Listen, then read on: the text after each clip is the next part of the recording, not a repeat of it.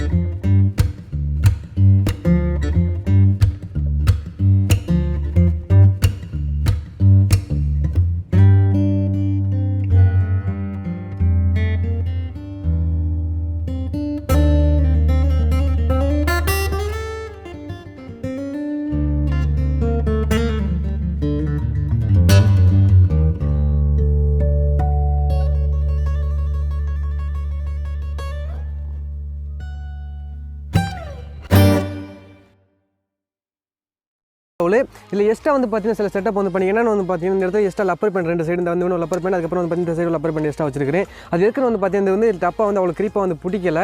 அப்போ rubber band வச்சு செம்மையாக வந்து கிரிப்பாக பிடிக்கிறீங்க பாருங்கள், நீங்களே பாருங்கள். இழுக்கே அவ்வளோ டைட்டாக வந்து வருது, பயங்கரமாக இருக்குது.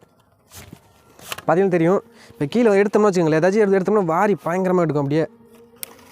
பார்த்தீங்களா, அந்த இடத்துக்கு கோடு போட்டு அப்படியே தூக்குது. எவ்வளோ ஸ்ட்ராங்கு, நல்ல கிரிப்பாக இருக்குது. பார்த்தீங்கன்னா தெரியும், அவ்வளோ கிரிப்பாக செம்மையாக இருக்குது. இப்போ வந்து பார்த்தீங்கன்னா நம்ம டம்மி அங்கே ஒரு போர் செட்டப் மாதிரி பண்ணி வச்சுருக்கிறோம். அதுக்கடுத்து நம்ம கையில் வந்து பார்த்தீங்கன்னா ஒரு பொம்மை இருக்குது. இந்த பொம்மை வந்து இந்த போர் செட்டப்புக்குள்ள வந்து போட்டுட்டு நம்மளுடைய கேமராவில் பார்த்தீங்கன்னா நம்மளுடைய இந்த மிஷினில் வந்து கேமரா செட் பண்ணியாச்சு. இப்போ இதை வந்து ட்ரை பண்ணி பார்ப்போம், பொருளை உள்ளே போட்டு எடுக்க முடியுமா என்னன்னு. ஃபஸ்ட் நம்ம பொம்மை வந்து உள்ளே போட்டுக்கிடலாம். உள்ளே போய் விழுந்துருச்சு. நம்மளுடைய கேமராவில் வந்து பார்த்தீங்கன்னா லைட் ஆப்ஷன் இருக்குது. ஸோ மூணு ஆப்ஷன் இருக்குது, அதை ஆன் பண்ணிக்கிடலாம். பார்த்தீங்கன்னா லைட் ஆன் ஆயிடுச்சா? ஸோ லைட் ஆன் ஆயிடுச்சு.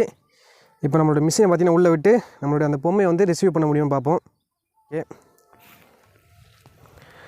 பார்த்து நம்ம கேமரா உள்ளே விட்டோடனே நம்ம பொம்மை கிட்ட தான் கிடக்கு. பார்த்தீங்கன்னா தெரியும், வேறு லெவல். இந்த இடத்துல பொம்மை இருக்குது. இந்த மாதிரி தான் நமக்கு வந்து பார்த்தீங்கன்னா செட்டப் வந்து எந்த இடத்துல நம்ம கிடக்காத வந்து பார்த்து ஈஸியாக எடுத்துக்கலாம் கேமரா மூலமாக. நம்ம கேமரா எவ்வளோ தெளிவாக தெரியுது பாருங்கள், பொம்மை இந்த இடத்துல இருக்குது. இப்போ வந்து பார்த்தீங்கன்னா அந்த பொம்மையை வந்து கேட்ச் பண்ண போகிறோம் நம்மளோட மிஷினை நம்ம யூஸ் பண்ணி.